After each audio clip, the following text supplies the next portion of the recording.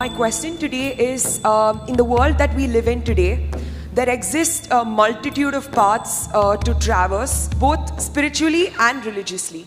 But I'm confused, and as a millennial, I'm really doubting if a ritualistic approach is relevant today.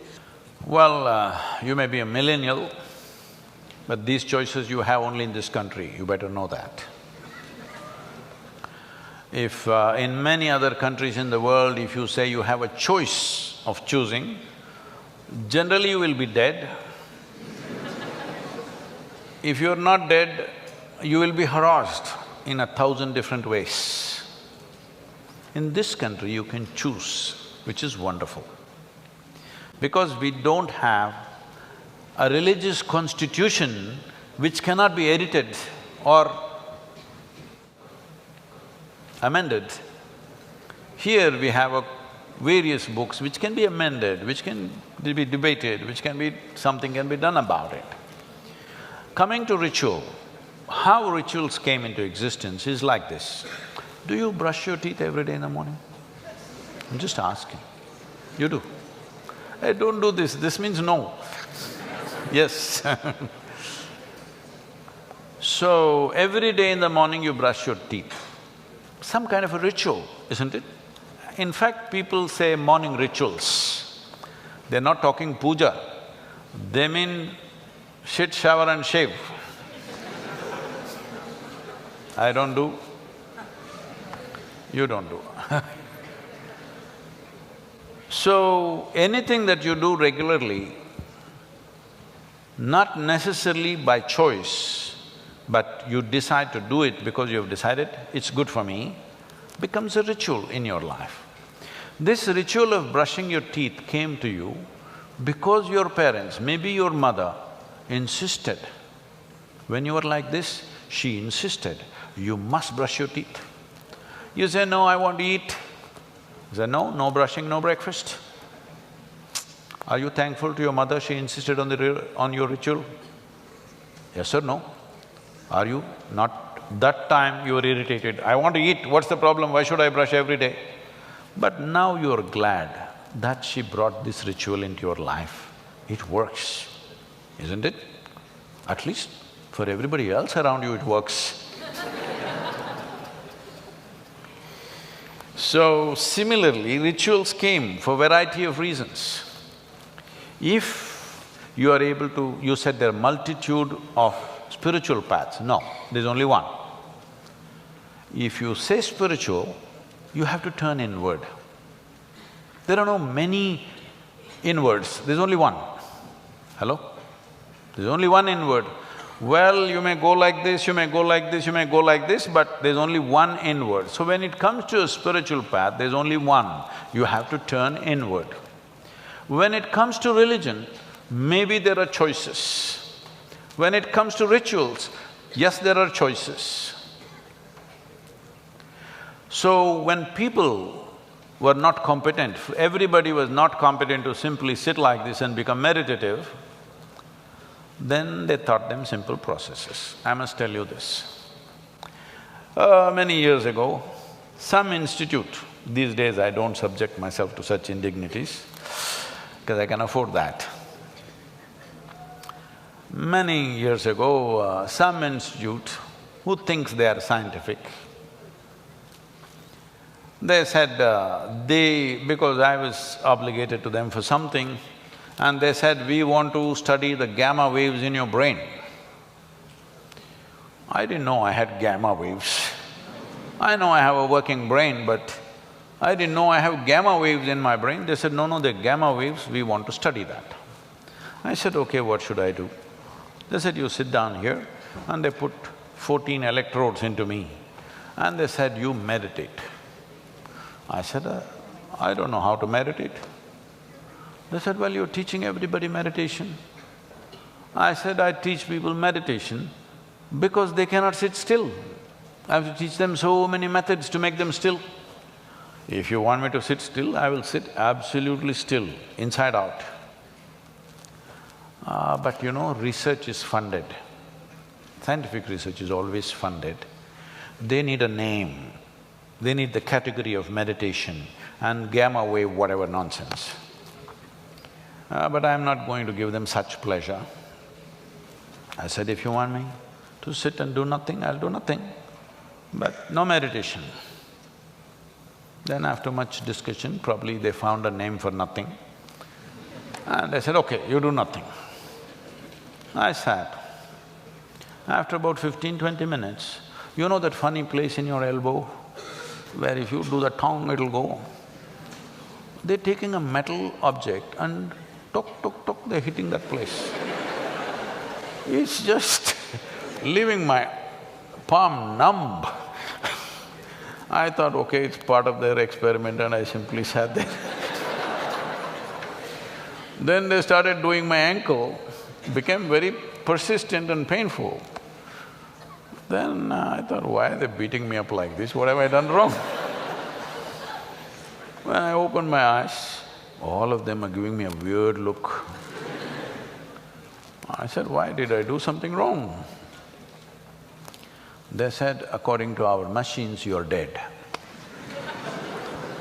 I said, this is a great diagnosis you're making.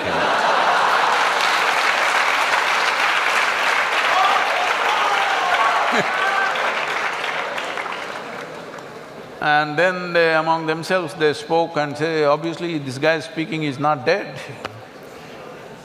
So they said, maybe your brain is dead. I said, please, I don't like this second opinion. If you give me a death certificate, I don't mind being dead like this. But brain dead is not good for me, it'll affect my activity. Yes, why I'm telling you this is, if you could handle everything internally, no problem with you. That's the best way to do it. Simply, this is yoga. If you know how to handle this whole machine, all levels of this machine, your body, your thought, your emotion, your energy, your life energies, everything, you know how to handle from within, no ritual for you. Never in my whole life have I ever prayed, you know. But I'm prayerful to anything. If I see a mountain, if I see a rock, if I see a tree, if I see a cow, if I see a man, woman, child, I'm prayerful. But I'm not praying, I've never prayed to any god for anything, ever. So I'm not ritualistic in any sense, because if I close my eyes, I can deal with everything that I need to deal with my life, both internal and external. I want to fix this, I close my eyes. If I want to fix that, I close my eyes. If you do enough sadhana, you can become like this. It's not out of reach, it is available for every human being. They don't pay enough attention, that's all. But if you don't know this, you want to become peaceful, you don't know how to sit still, then what do? I'll teach you one mantra. Okay, say this every day in the morning, 20 minutes, you say this. Now you become peaceful. This is your ritual. If it's working for you, what is your problem? If it's not working, drop the damn thing, do something else. Every day in the morning you took a swim, that became your ritual, you felt wonderful, do the damn thing. Somebody is doing yoga as a ritual, somebody is doing puja, somebody is uttering a mantra, somebody is singing a song. If it is working for them, what the hell is anybody's problem?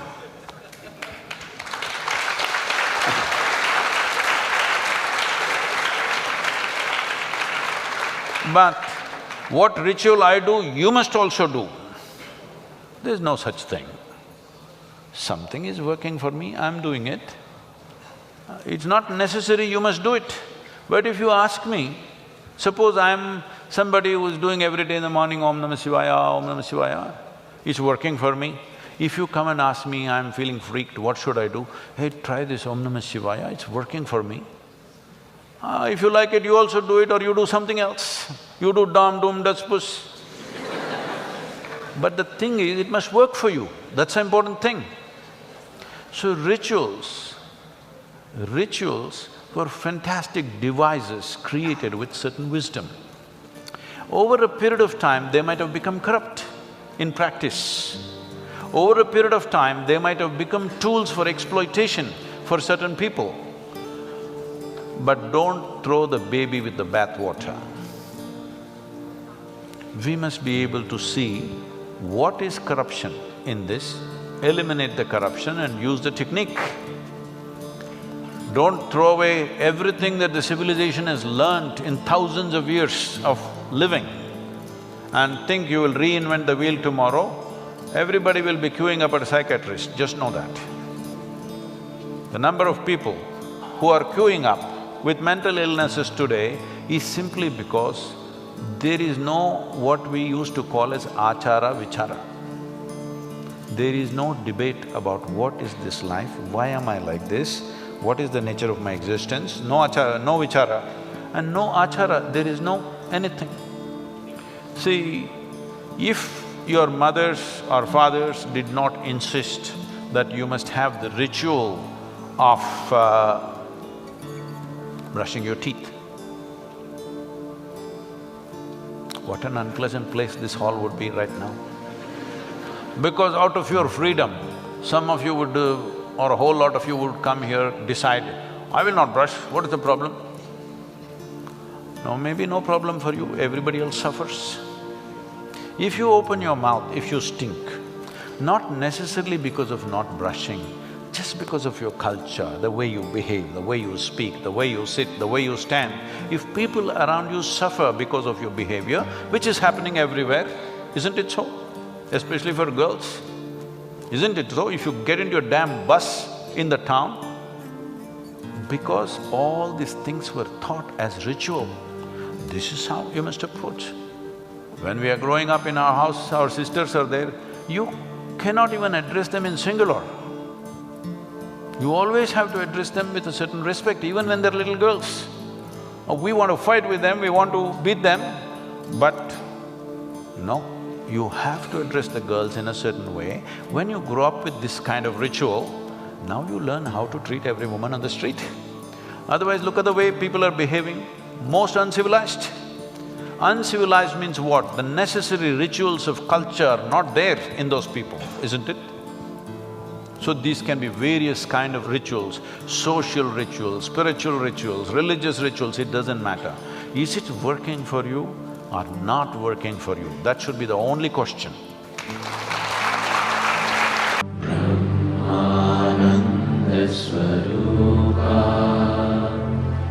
Isha